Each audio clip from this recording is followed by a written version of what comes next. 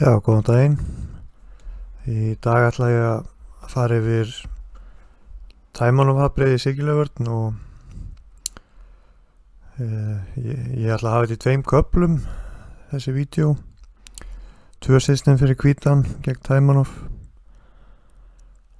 Ég ætla að byrja á að sýna skák sem Alireza Firouzja teldi með hvítu á móti Mastro Vasilis frá Grikklandi og öðru móti landsliða 2021.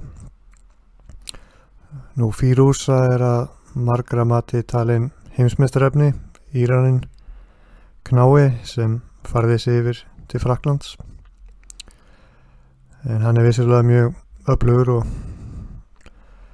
gæti gert tilkall til heimsmeistaratitilsins. Nú það er E4, C5, Rittar F3, E6, D4, þetta er bara svona hefðbundið. Og hér hefst Taimanov-afbrigði í Siglufjörð. Það eru margir leikir sem eru til hérna, biskup E3 og fleiri, en Firouzja leik biskup E2 sem er svona gamla línan sem er mjög traust. A6 og rittar C6 og handarafn með BP, en segjum drottning C6 sem er ekki góður leikur í mínum mati. Þá kemur bara hrókering og drottningin er svolítið svona, getur verið astnælega C6 í framtíðinu út af biskup F3. Ef svartur vill leika B5, þá er biskup F3 oft svolítið óþægilegur. Og drottning C7, biskup E3, segjum rittar F6, þá er drottning D4 góður leikur. Hvítur er langt á undan í liðskipan og með töluvert betri stöðu hérna. Sjáum ef við hefum leik hérna, þá myndum við bara vilja leika E5.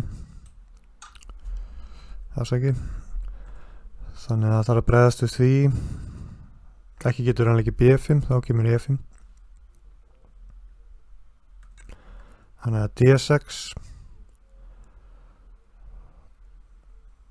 Þá eru nokkra leiðir, okkur A1 gæti verið alveg solid. Og svo biskup E7 og F4 eru þetta.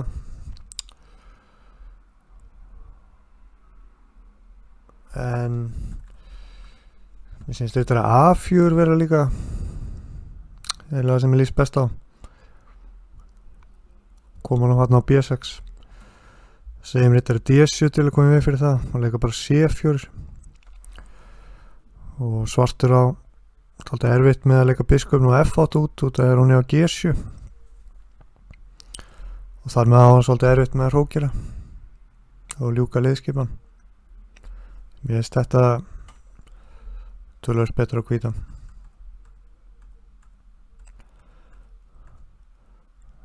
Nú D-C6 er annar leikur. Þá ætla ég að gefa hrókering og segjum E5, F4, biskup D6, F5 og planið okkar í þessar stöðu, við viljum alltaf leika drottningun á D3 og G3, fá hana yfir þangað. Segjum B5, drottning D3, rittar F6, drottning G3, þá er hann leika kongur F8 og valda peðið. Nú biskup E3, biskup B7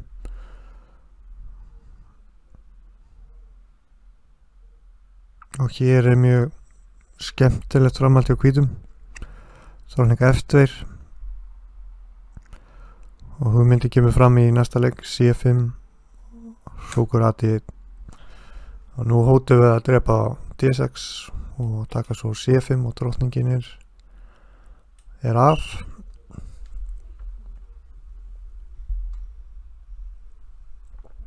Þannig að svartur að gera eitthvað í því, biskup E7, A4, B4, riddari D5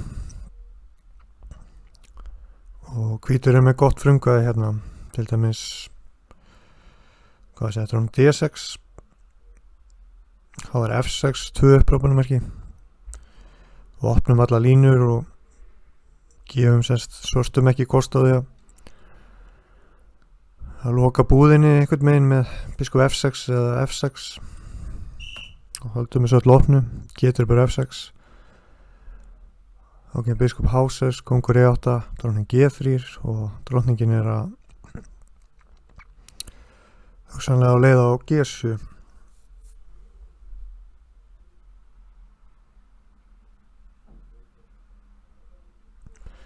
Já, svartur í smá bobba þarna með kongin líka. Við skulum baka. Biskup drifur F6, það bara drifur C5, drottning F. Þannig að Grikkin, hann draf með B-piðinu sem sennilega bara besti leikurinn. Þetta eins og maður lærði þegar maður byrja að tefla að drepa inn á borðið. Og þá kemur hérna aðal hugmyndin hjá Firouzja, drottning D3 með hugmyndin að hann með drottningun á G3. Þessi drottningaruskipti verða alltaf nokkuð hagstað hvítum að opna hálinn og það verður alltaf dálítið pressa eins og mun kom í ljós. Nú hann leggur rittar F6, segjum D6, þá kemur drottning G3, rittar F6, hrókering. Hvítur aðeins betra, það er alltaf þetta vandamál með hrókun hjá svörtum.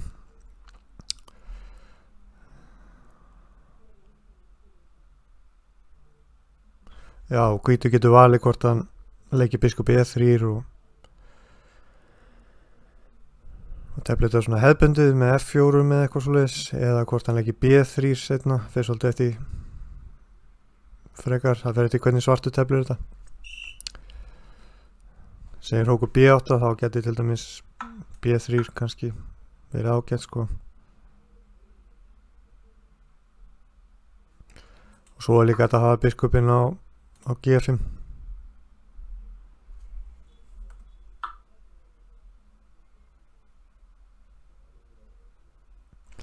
Já, reynda myndum við sennilega bara drepa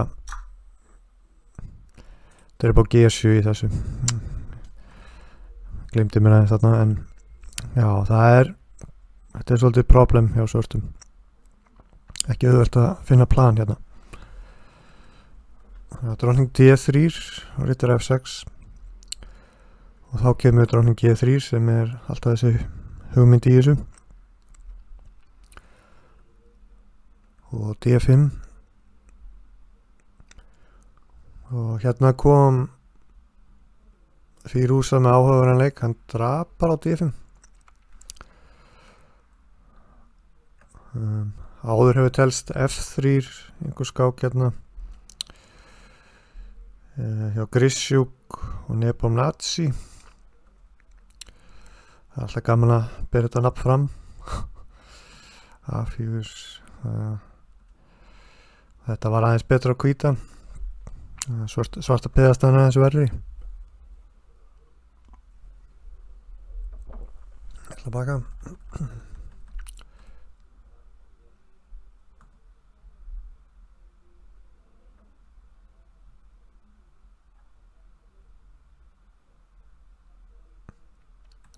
Já, en hann drapar á D5.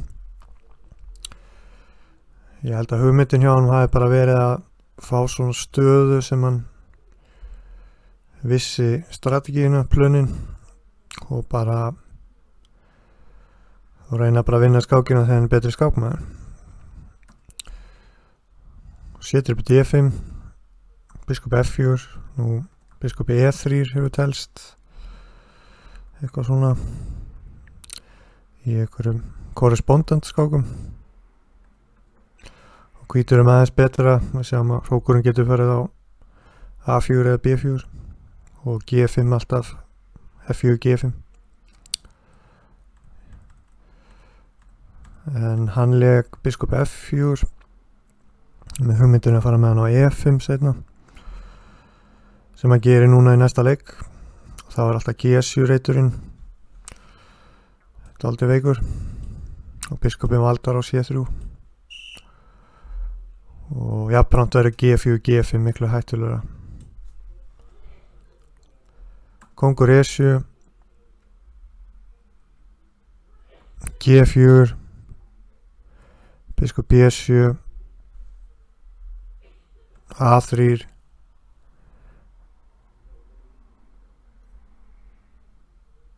biskop D6, nú ef hann eða ekki biskop A5 þá er komið B4.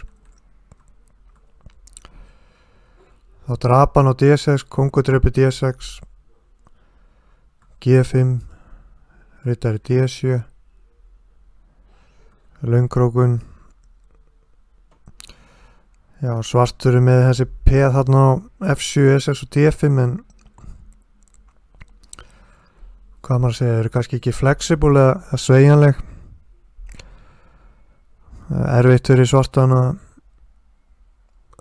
gera eitthvað, semst að leika þeim áfram, þá myndi það alltaf veikleika.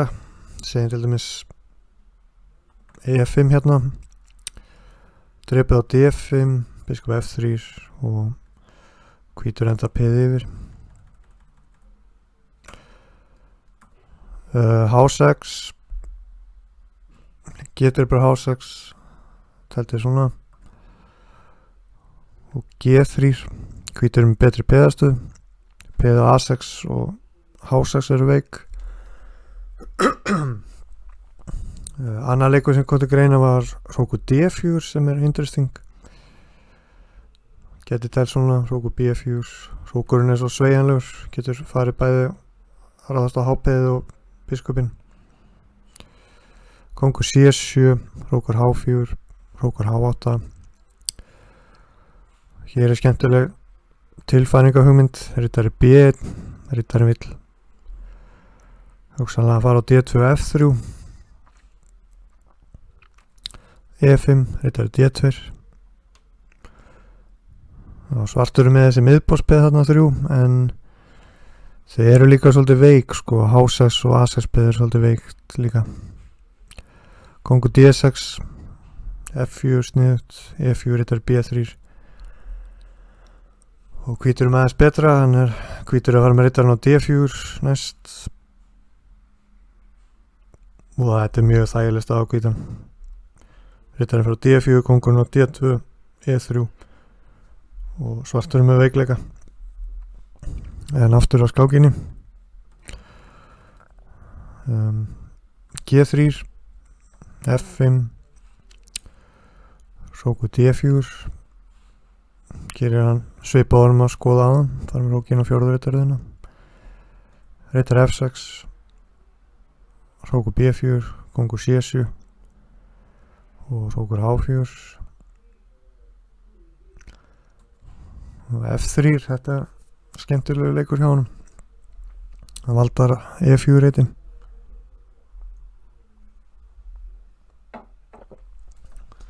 E5, þá leikar riddari A4, A5, riddari C5 og hér fá F4 upprópunamerki, býr til veikleikan á D4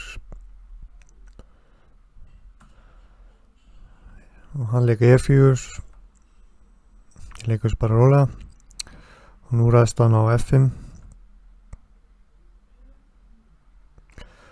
Já, hér leika hann biskop H5, annar leikur gæti komið til greina, kongur D2, tel svona.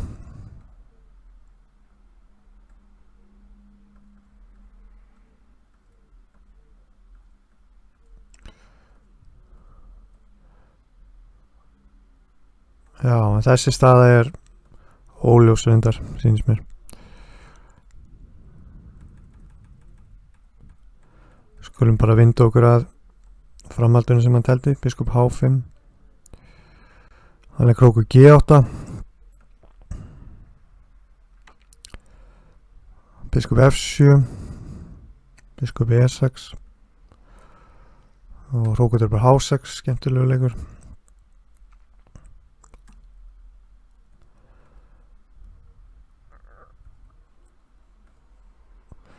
Já, hér gerði Íranin reyndar, mér finnst nú eðlilt að kalla hann Íran og þá hann teflir við Frakland. Ég gerði hann hugsalega smá mistök, hann drap á A5. Kongur D2 fær upprópunummerki. Sem þess að teflir það svona. Og leika svo B3. Já, hóturinn er A4, rittar B7 mát.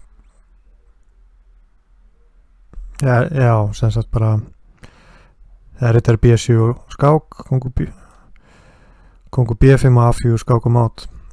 Þannig að það er bara unnið spot on.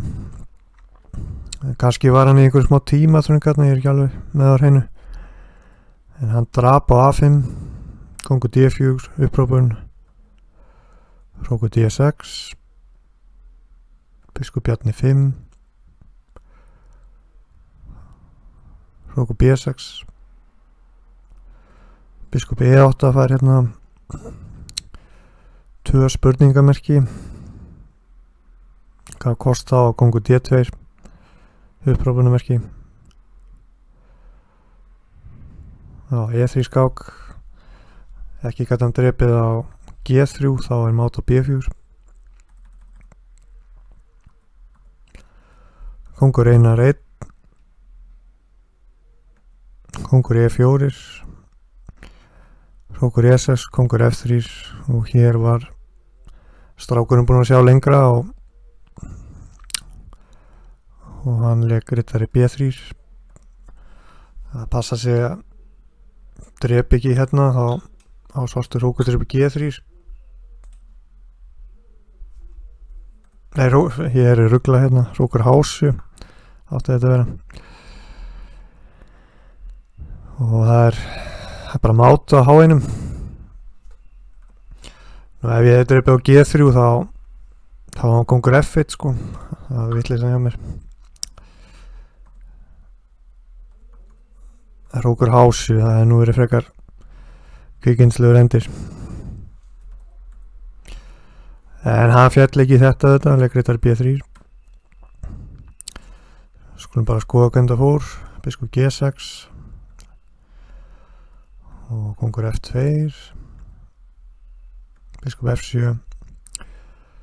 Svo vann hann þetta bara svona mjög örugglega. Það leik kongur E3 og svartur gafst upp, sattur lífdaga. Já, þetta var svona nokkuð stílhreint hjá honum sko. Þetta plan að drepa bara og dróning D3, G3. Þetta er svona auðvelt að tefla og auðvelt að skilja þetta sko. Og þetta verður sem sagt fyrra systemi sem ég gef upp.